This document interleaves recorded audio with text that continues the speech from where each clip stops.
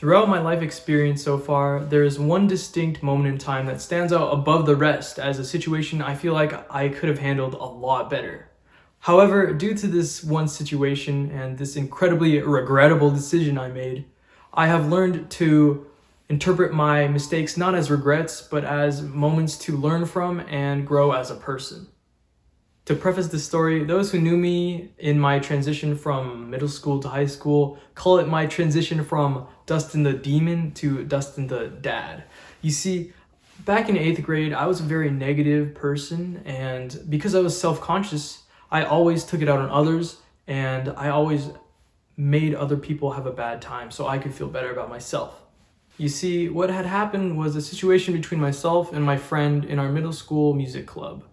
My friend was liked by everyone, but he wasn't as talented as I was, and of course, naturally, I got jealous. He began to improve really quickly, and the closer and closer he got to my skill level, the more frustrated I became.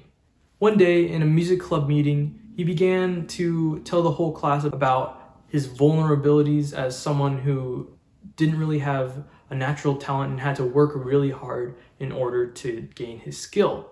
Yet, despite how vulnerable he must have felt going up in front of the entire class and talking about his own insecurities, I took this as a chance to take my negativity out on him, and I began ridiculing him in front of the whole class. Even though he was nothing but respectful and friendly to me the whole time that I knew him, I still took the chance to cross a line and ridicule him in front of everyone.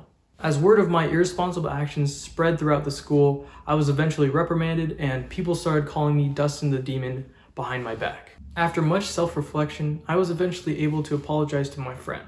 But in response, he told me this: saying sorry is great and all, but try your hardest to never let it happen again. What I think is that life is here for us to become kinder people. Now, every day I live life hoping that I was a little bit kinder than I was the day before. With this change of mindset, I tried to distance myself as much as I could from the person I was before.